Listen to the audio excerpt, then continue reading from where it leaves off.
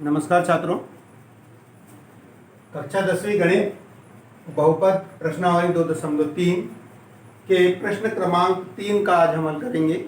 प्रश्न क्रमांक 3 दिया है बहुपद 3x पर 4 की घात धन 6x cube minus 2x square minus 10x minus 5 के दो शून्यक अंडर रूट ऑफ 5/3 यानी 5/3 और ऋण वर्गमूल 5/3 है, तो इसके अन्य सभी शून्य ज्ञात कीजिए।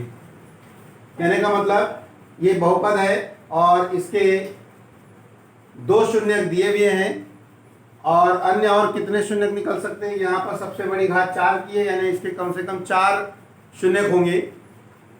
तो दो शून्य हमारे पास दिए हैं और शेष दो शून्य हमें ज्ञात करना है। तो चलिए इसको बनाना स्टार्ट करें। सबसे पहले लिखेंगे दिया है बहुपद, दिया है बहुपद कितना दिया है 3x पर 4 की घात धन 6x पर 3 की घात ऋण 2x स्क्वायर ऋण 10x ऋण 5। ये बहुपद दिया है के शून्यक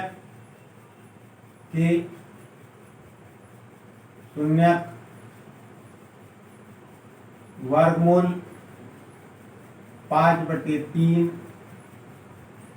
और ऋण 5 वर्गमूल 5/3 के दो शून्यक वर्गमूल 5/3 और ऋण वर्गमूल 5/3 है। छात्रों, जब ये दो शून्य दिए हैं इसका मतलब ये x के मान है, तो क्या आ जाएगा, तो x बराबर वर्गमूल 5/3 और x बराबर ऋण वर्गमूल 5/3 होगा। इनके हम इसको बहुपद में कन्वर्ट कर लेते हैं, तो यह आ जाएगा x ऋण वर्गमूल 5/3 और x धन वर्गमूल 5/3। क्योंकि ये इस बहुपद के गुणनखंड है, तो इन गुणनखंडों का गुणा करके एक नया बहुपद तैयार करेंगे। तो भाजक बहुपद क्या बन जाएगा, भाजक बहुपद बराबर हो जाएगा x minus under root of 5/3 गुणित x plus under root of 5/3। इनका हम गुणा कर लें तो a प्लस बी और a माइनस बी के फार्मूले से क्या होता है अपने पास, a प्लस बी गुणित a माइनस बी बराबर होता है a का वर्ग ऋण b का वर्ग। क्यों, तो इस फार्मूले से यह आ जाएगा a का वर्ग यानी x का वर्ग ऋण b का वर्ग प्लस माइनस है, तो यह आ जाएगा वर्गमूल 5/3 पूरे का वर्ग। और ये आ जाएगा एक नया बहुपद हमें प्राप्त हो जाएगा कि x का वर्ग माइनस ये वर्ग से इसका वर्गमूल कट गया तो 5/3। ये भाजक बहुपद हमें प्राप्त हो गया। इस भाजक बहुपद का हम इस बहुपद में भाग देंगे, इसमें भाग देंगे तो हमें भागफल प्राप्त होगा। तो लीजिए इसका हम भाग करते हैं। तो यहाँ से x स्क्वायर माइनस 5/3 का भाग देंगे इस बहुपद में। बहुपद है 3x पर 4 की घात धन 6x ऋण 2x x पर 3 की घात ऋण 2x वर्ग ऋण 10x ऋण 5। अब छात्रों इसमें हम इस बहुपद का यहाँ भाग देंगे जैसा कि हम देखते हैं। तो सबसे पहले पद में हम इसके पहले पद का भाग देके देखते हैं कि कितने बार भाग जाएगा। 3x पर 4 की घात बटे कितना है x स्क्वायर ले लेंगे यानी x पर 2 की घात। अब x पर 2 की घात से x पर 4 की घात कटेगी तो 2 की घात बच जाएगी यानी ये 3x वर्ग बार भाग जाएगा। तो इसको हम यहाँ लिखेंगे 3x का वर्ग। अब इस 3x वर्ग का गुणा करेंगे यहाँ ये आ जाएगा 3x पर 4 की घात। 3x वर्ग का गुणा करेंगे x वर्ग में तो 3 एकम 3 और x वर्ग गुणित x वर्ग x पर 4 की घात ऋण फिर गुणा करेंगे 3x वर्ग का 5/3 में 5/3 में गुणा करेंगे 3x वर्ग का। तो देखिए क्या आएगा 3 से 3 कट जाता है और ये आएगा 5x का वर्ग। तो हम इसको डायरेक्ट लिख देते हैं यहाँ पर 5x का वर्ग। फिर वही प्रक्रिया घटाएंगे इसको तो धन का ऋण और ऋण का आ जाएगा धन। काट दे ये धनात्मक और ऋणात्मक पद है 4 की घात वाले सेम है इसलिए कट जाएंगे।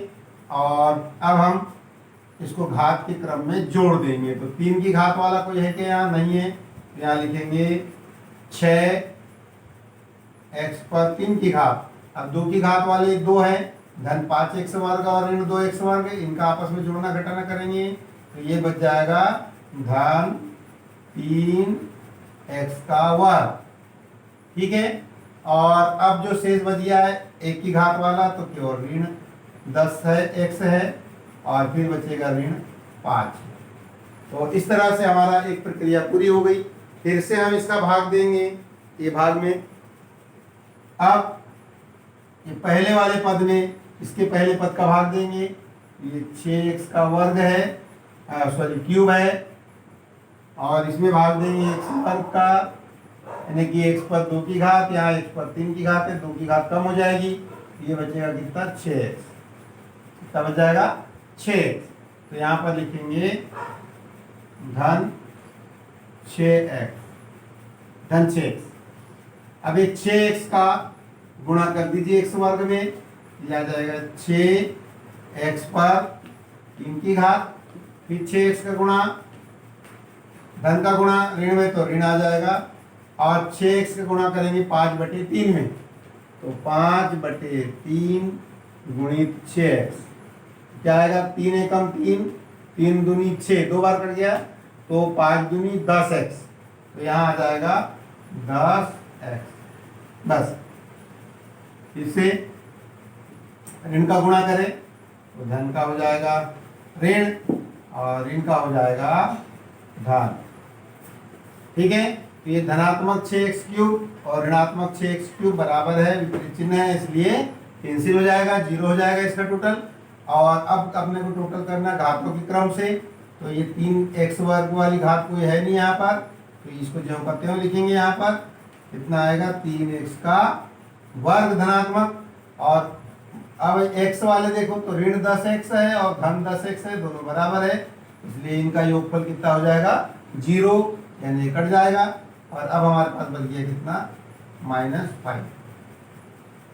छात्रों फिर से हम इसका भाग देंगे यहाँ पर इसके पहले पद में x वर्ग का भाग देके देखो कितना आता है 3x का वर्ग इसमें भाग देंगे x वर्ग का तो भाग चले जाएगा x वर्ग से x वर्ग कट गया केवल धन 3 यहाँ लिखेंगे धन 3 बार। अब ये धन 3 का गुणा x वर्ग में करेंगे तो धन 3 का गुणा करेंगे तो 3x का वर्ग और धन 3 का गुणा ऋण 5 तो फिर से देखो 5/3 गुणित है ये 3 का तो 3 से 3 कट गया केवल 5 बचेगा ऋण 5। फिर जोड़ना घटाना कर देते हैं धन का ऋण और ऋण का धन, क्योंकि ऋण का गुणा होगा तो चिन्ह बदलते चले जाएंगे, जो धनात्मक है वो ऋणात्मक, जो ऋणात्मक है वो धनात्मक हो जाएगा। और ये देखिए धन 3x वर्ग से ऋण 3x वर्ग कैंसिल हो जाएगा, क्योंकि जीरो हो गया इसका टोटल, और ऋण 5 और धन 5 कितना हो जाएगा, 0। तो इसका शेष फल हमारे पास आ गया 0। ठीक है, ये भी कट जाएगा तो 0 आ गया। तो इस तरह से इसका मतलब ये है कि ये वाला बहुपद इसका गुणनखंड है और इतने बार भाग चला गया। जो भागफल हमें प्राप्त हुआ है इसका हम गुणनखंड करके इसके शून्य ज्ञात कर लेंगे। तो जब बहुपद के शून्यक होते हैं तो क्या स्थिति बनती है, क्या लिखेंगे, जब बहुपद पद के शून्यक हो तो क्योंकि px बराबर, तो जब बहुपद के शून्यक होते हैं तो जो बहुपद होता है px वो 0 होता है। यानी कि ये जो हमें बहुपद प्राप्त हुआ है 3x का वर्ग धन 6x, 3x का वर्ग धन 6x धन 3 बराबर हम इसके 0 लिख सकते हैं, क्योंकि px बराबर 0 तो ये बहुपद बराबर भी 0। प्राय छात्रों में ये बताना चाहता हूँ यहाँ पर कि जहाँ भी हम किताब में उदाहरण दिए हुए हैं या गाइडों में या कहीं भी हम देखते हैं तो पहले लोग बहुपद का गुणनखंड कर देते हैं और उसके बाद में फिर गुणन के बाद में 0 लगाते हैं, जो जिससे बच्चों को बड़ा कन्फ्यूजन होता है। उनको मैं आपको एक बात स्पष्ट कर देता हूँ कि सीधी सी बात है, नियम है कि जब बहुपद के शून्यक हैं इसका मतलब है कि यदि शून्यकों के मान हम बहुपद में रखेंगे तो बहुपद का मान 0 आ जाएगा।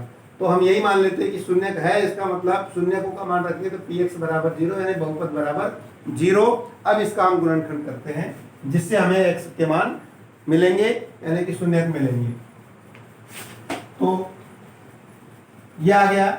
अब हम इसमें क्या करें, इसको छोटा कर लेता हूं मैं। तो 3 से 3 एकम 3, 3 दूनी 6 और 3 एकम 3, और यहाँ भी 0 में भी 3 का भाग दे देंगे तो ये भी 0 हो जाए, मतलब 0 ही आएगा। यानी यहाँ हमें प्राप्त हो गया 3 का भाग देने पर x वर्ग, बहुपद को थोड़ा छोटा कर लिया, धन 2x धन 1 बराबर 0। अब इसके हम गुणनखंड करते हैं, बीच के पद को तोड़ते हैं। x वर्ग का गुणा करेंगे 1 में तो कितना प्राप्त हो जाएगा, हमें x वर्ग प्राप्त हो जाता है यानी 1x वर्ग। तो अब ऐसी दो संख्या चुनो जिनको आपस में जोड़ने पर x वर्ग आ जाए, दो जोड़ने या घटाने पर 2x आ जाए, और यदि आपस में गुणा करेंगे तो x वर्ग आ जाए। तो ये 2x जो है x और x में टूट जाएगा, तो इसको हम x और x में तोड़ देते हैं। जाता है x का वर्ग धन x, देखो दोनों जुड़ेंगे तो 2x आ जाएगा, और x और x का गुणा करेंगे तो x स्क्वायर आ जाएगा, धन 1 बराबर 0।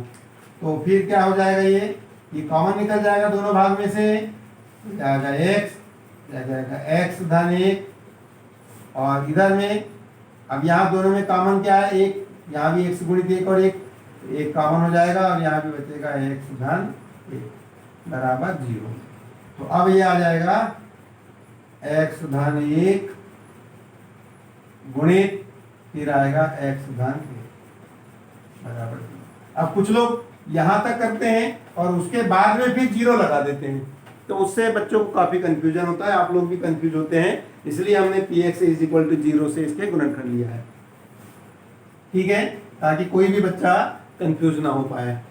अब ये समझ में आ गई बात कि दोनों कोष्टकों का गुणनफल 0, तो दोनों कोष्टकों का गुणनफल 0, इसका मतलब दोनों में से कोई एक कोष्टक 0, तो x + 1 बराबर 0 या x + 1 बराबर 0 आ जाएगा। तो ये आ जाएगा x इज इक्वल, अब ये x + 1 बराबर 0, इसको ऐसा लिख सकते हैं, कोष्टक में लिखें, x1 x प्लस 1 बराबर 0 या x प्लस 1 बराबर 0, तो ये ट्रांसफर हो जाएगा। तो x इज इक्वल टू -1 या x इज इक्वल टू -1। ये जो x के मान निकले हैं यही शून्यक है। यदि इनको हम यहाँ पर रख दें तो बहुपद का मान 0 आ जाएगा। तो अतः यहाँ लिखेंगे, अतः दिए गए बहुपद के शेष शून्यक